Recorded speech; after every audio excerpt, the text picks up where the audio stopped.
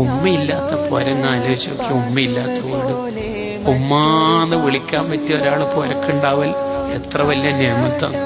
ഉമ്മയില്ലെങ്കിൽ ആ പുരയില് AC, അടിപൊളി bathroom, കുറെ മാർബിൾ, ഗ്രാനൈറ്റ്, എന്നെ കൊണ്ടെന്ന കാര്യം.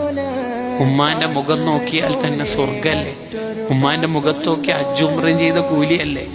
ആ ഉമ്മയില്ലെങ്കിൽ തീർന്നില്ലേ നമ്മളെ വീടിനെന്ത് പ്രകാശമുള്ളത്. അവര് കുറെ കാലം നമുക്ക് വേണം.